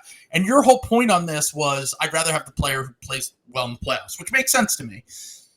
But once again, just like the Lakers, you have to get to the playoffs. And like, I'm not positive that they're going to make it to the playoffs. This team is not deep. They were shooting way above their head to start the season. They're way worse than their record. That was one of the most pitiful games I watched all year. The Clippers last night against the Nuggets, and then funny enough, the Clippers playing against the Mavericks, and the Mavericks' performance in that game was just so pathetic. Unless they get incredibly hot shooting or insane shot making from Luka and Kyrie, they're going nowhere. And I would be surprised if they won a playoff series at this point. Like, I don't think that team's good at all. They're like. They're so weird because like I can kind of talk myself into like a Lakers type scenario for them where, you know what I'm saying? If you have the best player, you know, you can hypothetically like win a series or even 2, which is exactly how they won with Luka, 2 years ago. I just don't, you're not going to win 3. You know what I'm saying? Like, that's the thing is like you're not going to, they're close enough with enough teams that I just don't think they have the solid baseline. They don't have the defense not being there is a problem. The Kyrie, like at any point in time, could just decide, yeah, I'm out on this, and that could also just be the end of the team. So I don't know. I think it's hard for me to say because of the ones we've named, this is the scariest one for me because Luka is kind of him sometimes, like in the playoffs, especially in a West right now that I think all the teams are good, but I also think all the teams have weaknesses that can be exploited. I think every team has a matchup that they could personally take that could destroy them early. You know what I'm saying? Like, I think there are a lot of teams that could win the West through the right combination of rock, paper, scissors. That said, I do agree with like your larger point that I just don't think this Mavs team is like very good. And I don't think any amount of playoff rising can kind of turn them into 3 series winners. So can they trade for anyone at the deadline? Like, what level of player would they have to get? Do they even have any picks left? They have 1 pick left. They have like 1 pick they can trade. And I just don't even know. And like, who are you even sending out at that point? What, like, is Tim Hardaway Jr. still on the roster, right? Like, yeah. Tim Hardaway Jr. is on the roster. He's got 1 more year left on his deal. Rashawn Holmes is dead salary expiring, so that will be good for a trade. That's right. I forgot they had. So you can get to like $30 million, and the Josh Green thing's hard to figure out because he has the poison pill contract because he signed his extension. Yeah, there are ways to make those kind of trades work. They're just really hard to pull off in the middle of a season. But the player that came in mind for me, if they did, would it change your opinion on the Mavs at all if they traded Tim Hardaway Jr., Rashawn Holmes expiring contract, and 1 first-round pick for Jeremy Grant? Because then your starting 5 could be Luka, Kyrie, Jeremy Grant, Grant Williams, and Lively. I think that's definitely And good. then you can I'm keep wondering. Josh Green maybe if you give up an unprotected. I mean, I wouldn't give up an unprotected first for Jeremy. I guess yeah, because the peril with Jeremy Grant is how big his salary is, and if you're the Dallas Mavericks, who fucking cares? Yeah. You know, you need to but spend money and bring also in you guys. you've got Adelson money now. Like, let's go. Like, Let's go. you don't need to worry about that. Let's go. Yeah. Like, Yeah. You Mark got Cuban buy can me a still pretend to be newspaper, great. buy me a propaganda paper money. Yeah, yeah. But Mark Cuban can stop pretending to be A broke boy. Yeah, Yeah. exactly. So it's all over. So maybe that's why we should do it. They're investing in they're going to pay the tax finally. Let's go. That's a trade that I think that if it were realistic, if the Blazers were willing to take on an extra year of Tim Hardaway's contract to get that first round pick, and they're desperate to get off the Jeremy Grant contract already, which I'm not even sure they are, to be completely honest. Jeremy Grant's been really good, but he's also in a completely different role than he would be on the Mavericks. And the last thing I have to ask you about the Mavericks, did you see the thread about Luka being overrated on Twitter? Oh no. What did it say? What was the gist? So by the way, I got Dean on Draft's thoughts on this. I DM'd him, and Dean on Draft sent me some thoughts back. Okay, let's go. So Luka's the most YKB correspondent. Yes. Dean on Draft. Dean on Draft. Yep. Yeah. Sam cosigns anything he's ever said. Yeah, anything Dean has said, I totally agree with it. I'm sure there's nothing bad in there. Yep, exactly. Yeah. Yeah. So NBA stats at sports_mediocre tweeted Luka Doncic is the most overrated player in the NBA. This thread will get into the weeds. If you're a yay points person, it's not for you. I'll cover Luka has no help, stat padding, why advanced all-in-one metrics continue to misjudge him, and more. Okay. I love the trigger warning for people who love points. This isn't your mom's points per game. You want to buzz off. This is you. If you're a snowflake liberal who likes points per game, get out of here. So, all right. The first point: Luka has no health. Ask yourself, what would it look like if a player had help winning? The most obvious answer: their team wins with them off the court. Let's see what the data shows for Luka. For Luka's career, his team is a plus 1.2 with him off the court. In 4 or 5 seasons, his team had a positive net rating with him off the court. So far, they have this year as well. Thinking it's because Luka only plays with the worst of his teammates? Well then, his teams would get crushed in the games that he misses, right? In the 61 regular season games that Luka missed, the Mavericks have won by 0.2 points per game. In the 3 playoff games he missed, they were 2-1, and they won by 2.7 points per game. So Luka gets help when he's off the court. So what? Don't all-stars? Well, no. In Luka's first 5 seasons, they have a positive net rating with him off the court. In LeBron's 20 seasons, that happened 1 time. In Steph's 12 seasons, it happened 2 times. Luka has already more seasons of off-court help than LeBron and Steph combined. Are LeBron and Steph outliers? The last 5 MVP winners basically all kind of have the same thing. Embiid, Jokic, and Giannis, their swings are positive, crazy when they're on the court, and negative when they're off the court. To summarize, his team wins with him off the court. His team wins with him missing games, and other stars don't get off the court help like he does. And then also they go into this whole thing about stat padding and how heliocentrism makes it so that his box metric score impacts the metrics in a positive direction for him, and the ones that don't take box score into account for him have him as more of like a starter than like a star. I mean, you've always been the Luka's him guy. I've been a little. Luka's amazing. This is not Luka slander. He's incredible. If there were 3 guys in a playoff series or 4 guys in a playoff series, he's probably one of those 4 you want going into a playoff series. It's like him, Jokic, Steph, and I've seen Luka be a dog. You know what I'm saying? Like the problem is he's a dog in a way that is not boomer coded, you know, because he's always like, you know, coming in like overweight, and like there's always like him like smoking hookah and like doing all this other stuff, you know, like just like liking all this. He's other a work-life balance king. Yeah, he really is he's a work hard, play hard guy, like for real. Like so I get the skepticism. I think it's a fair argument.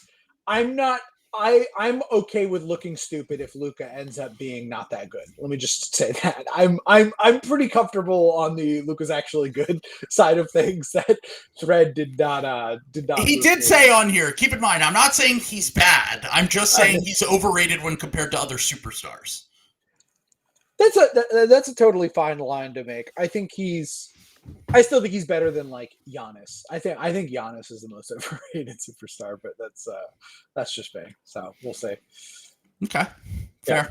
Also, Brian has me totally figured out because I've also seen Luka hit like multiple buzzer-beating game winners against the Celtics, and they've only played him like 10 times in his career, and I swear to God, he has like 4 at the buzzer like game. Also, I want to point out that the teams that Sam has been saying are contenders are the 2 teams that have beat the Celtics as well, the Sixers and the Wolves. Well, gotta be if you want to be the best, you gotta beat the best. Do we want to move on to my next contender pick? All right, let's get your last contender pick here. Oh, by the way, I just want to say on the Luka thing, if we're going into a playoff series, sure. And he doesn't have the help he once had, so it's hard for me to get mad at him if they miss the playoffs again. But you got to make the playoffs this year, dude. Like, I know that you were injured last year. It wasn't all your fault. You were like a 500 team when you played. But you got to carry your team to the playoffs this year if you want to be considered one of the 4 or 5 best players in the NBA. So, okay. So, my final contender pick on the other team I think that could win the entire NBA championship this year is the Orlando Magic. Let's go! I got scared away. I was a year early on them last year. They didn't make the playoffs. I was very sad. So the Orlando Magic. Now, some might say, but Sam, didn't you just say the Oklahoma City Thunder were too young and that automatically disqualifies them as a pretender? Sam, didn't you say that Paolo Banchero is much worse than Chet Holmgren literally episodes ago? Sam, are you losing the thread on your own agendas and like literally cannot keep straight what you're coming up with? However, here's what I would say. Have you considered that I have now watched the Orlando Magic play and they beat the Celtics, so therefore they're good now? Have you not considered that? I forgot that part. Yeah. Here's what I will say. What are the Magic are second in defense right now? They are currently second in defense. They have the 4th best net rating in the NBA. So I'm just going to say their personnel, I think the Magic are more likely to make an in-season trade than the Thunder. Oh, sorry. They have the 6th best net rating in the NBA. I apologize. Okay. Apologies to Minnesota, Houston, and Oklahoma City, who were ahead of them.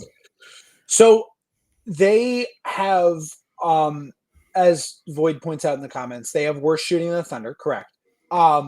They are also a much better defense than the Thunder. Even though Chet is him, they are still a much better defense. And they also have a benefit that the Oklahoma City Thunder do not have, in that they play in the Eastern Conference. That is a huge boon, especially when the best team in the Eastern Conference you match up really well with. So that is my reasoning for picking them. I've listed Trill. You listed the Sixers. I think there's 3 contenders in the East. I think it's the Magic, the Celtics, and the Sixers. This is probably really early on the Magic. I'm still going to go with it because honestly, Franz has not played that well this year. Yeah, he hasn't. Like their stars, Paolo's been, pretty good, but hold on. This is shout out to Vagberg. This is his favorite thing.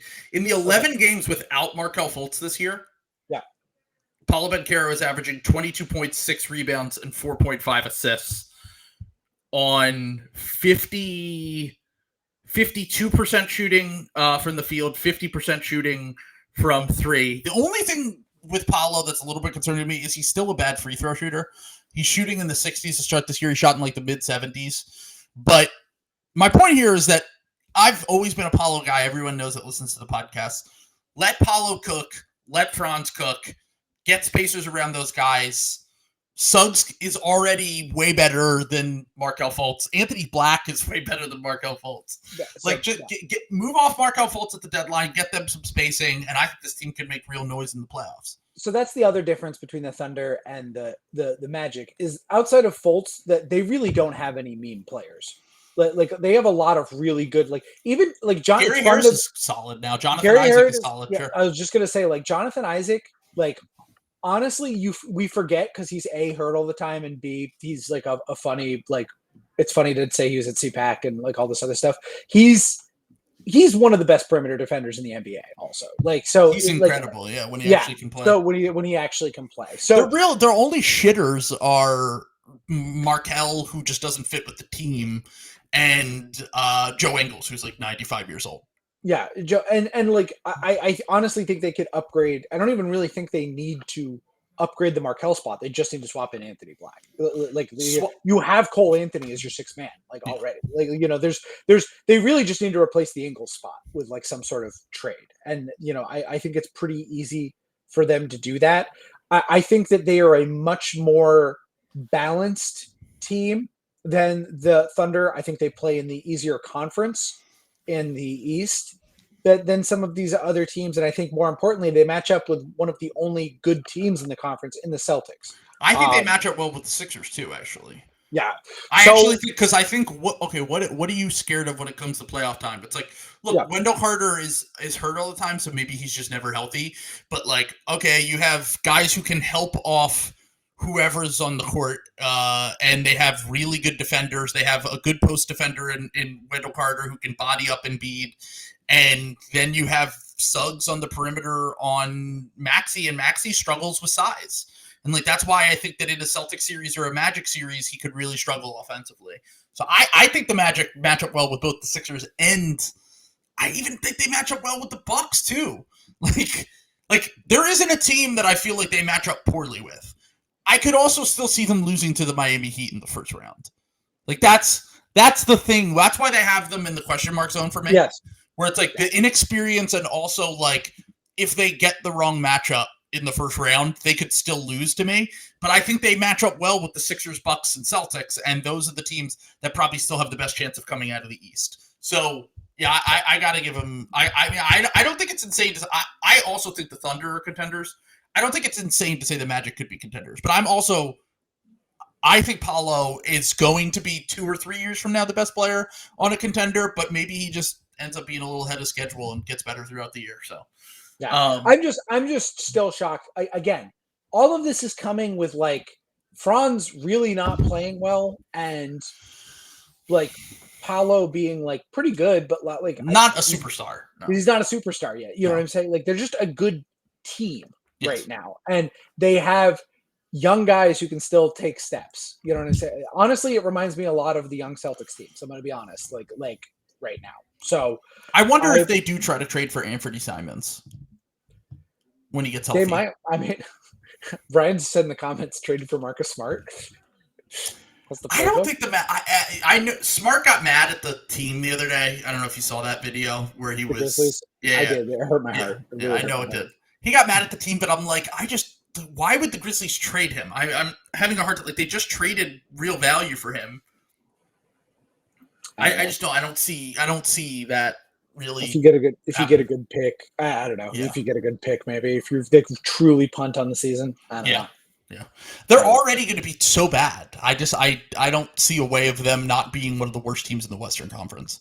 Yeah. But yeah. So all right. So you pick them as your, and then I have 2 more teams left in the question mark zone. But since I have to pick one more contender, I'm picking between because the Magic were also in my question mark zone. The Bucks were in my question mark zone.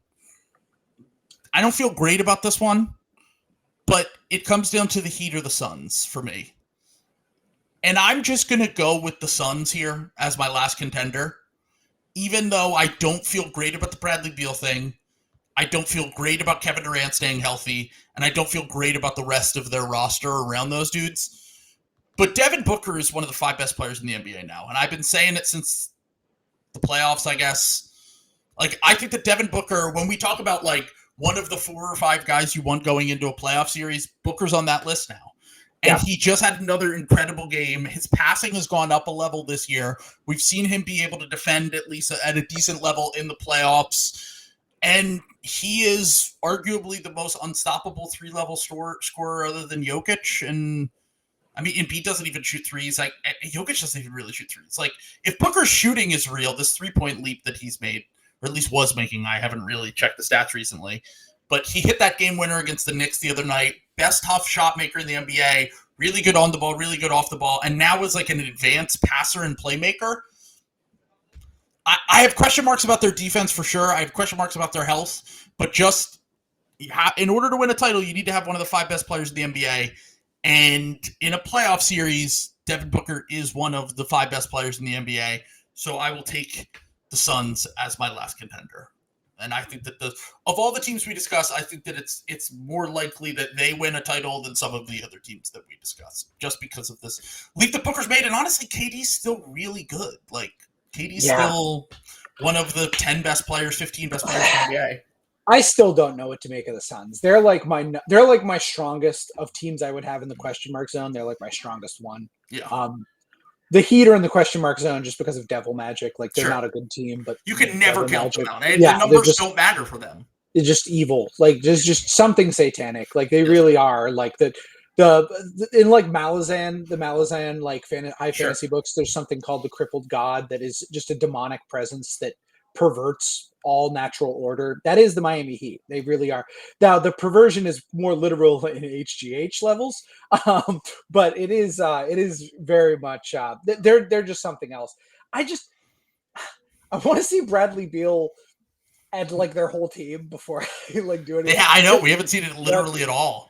It is very funny that we did 3 rounds of contenders, and you and I picked the Magic and Suns, and I don't feel very good about either of those teams as contenders, to be honest. Like, it really is like a... It's weird because there are a lot of really good teams and no great teams, it feels like. Yes, like maybe 2... But the reason why everyone's picking Boston and Denver is because it's just the easy default. And like the numbers have bared out for the Celtics so far. And we know the Nuggets can win a title, so it's just easy to pick those teams. But it doesn't really feel like there's a ton of great teams. There's a lot of good teams, which will lead to parity, like it did last year, where like the Lakers are in the conference finals somehow, and like the Heat are in the NBA finals somehow. So we'll see. I don't know. There's a lot of basketball left to be played, but I definitely am looking forward to seeing who kind of rises to the top over the next few weeks. And sorry to Lyle in the comments, we did not pick the Rockets. So, But look, in 3 years from now, when Şengün is one of the 5 best players in the NBA, then we can talk. Let's come back. Talk soon. He's still 21 though, even though we did just pick the the Magic and the Thunder, who are in similar situations. But all right. Thank you guys for watching. Sign up for the Patreon if you have not already. Anything else you want to say? Yes, I'm wearing a furry wrist thing that I found in here. Yeah, I think we touched on all the topical news in the NBA today. We did not leave anything unmentioned. Oh, wait! I forgot. Yeah. The tall white player in OKC, the Thunder, Chet Holmgren. Oh, okay. Yeah. Our comp that we came up for him the other day was weird new-aged Anthony Davis, but with better touch. I kind of like that, actually. Yeah, he could be. Better touch. He might even be thinner. He's probably thinner than AD. He's definitely thinner than when he was young. AD when he was thinner. Yeah, so it's like 50 pounds lighter than him now. So so probably like less of an upside as like a bruiser. So, but still, like, second best guy on a really good team, maybe a 1B, elite rim protector, defensive responsibility, all that shit. So that's the only news that happened regarding the Oklahoma City Thunder in the last week. And don't look at the comments, by the way. Yeah, don't look at anything. But hold on. Okay, no. Trill, I'm getting a report. All right, Eugene, baby. All right, take we'll care. see everyone in the Patreon episode. Bye-bye. Bye-bye.